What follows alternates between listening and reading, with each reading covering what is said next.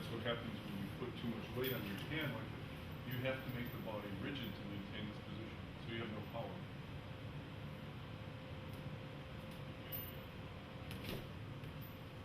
It naturally corrects it.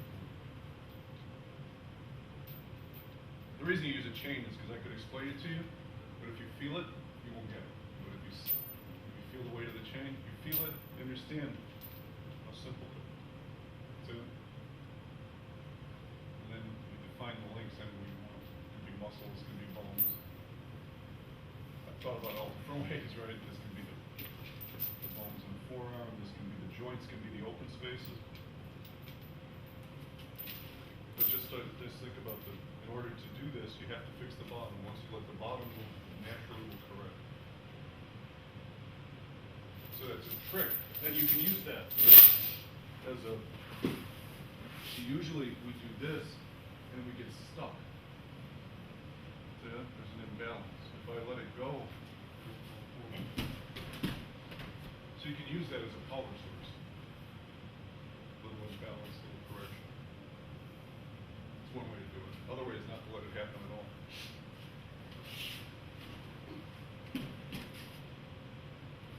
So that's how you, in the beginning we're all taught to stabilize the body, but it's important for a while. But you get stuck.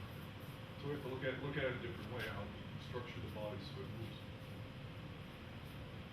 more naturally. So if you, like if a person grabs, like we did yesterday, if he grabs, like, anyways, like he grabs that one length, he's got nothing.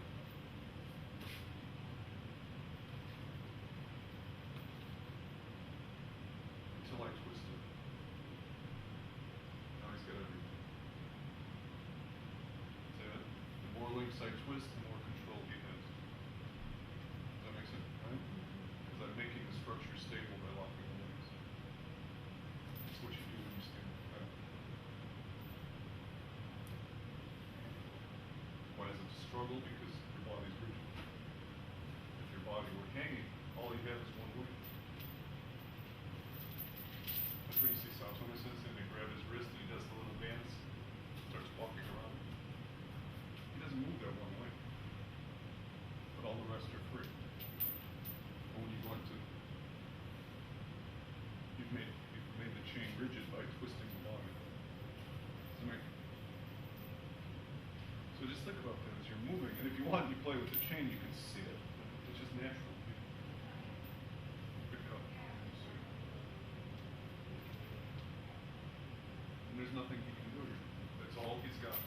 So this is your head.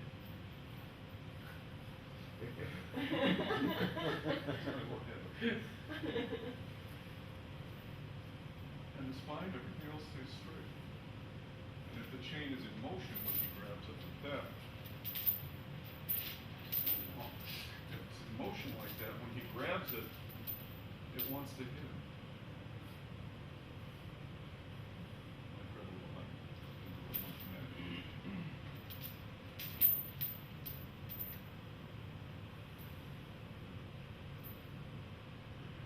So if you do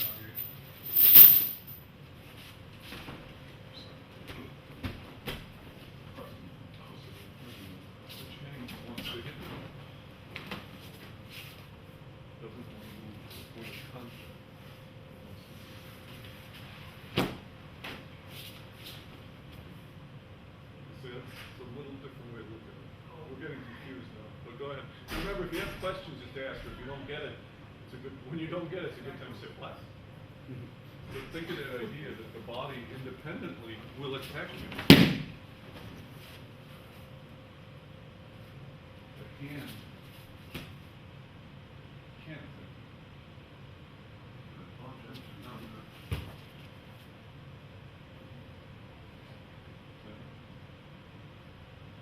This is independent. And naturally, when he pushes this way, or he goes that way, it doesn't move.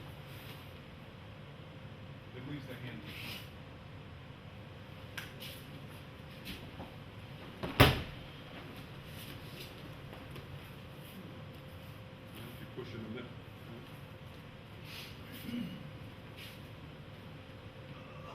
the chain thing.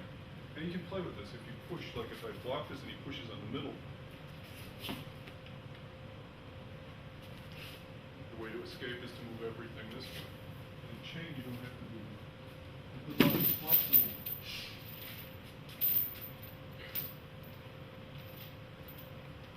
It yields. And the other end goes the other way. Right? See the idea? So that's a way to think of it. Do you want to create a rigid structure to study rigid structures, or do you want to create a flexible structure to study flexible? You have to study both, and then work back and forth. If you get fixed on one, you get stuck. Flexible is probably better. When do you use a chain, and when do you use a bar, and when do you use a cable?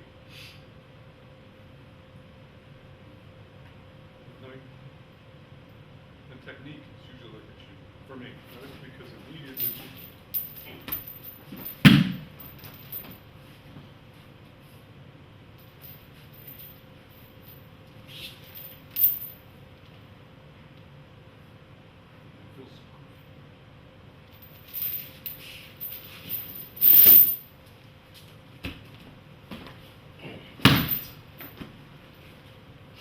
Okay, that's what we're doing. That's the chain. That's part of the chain.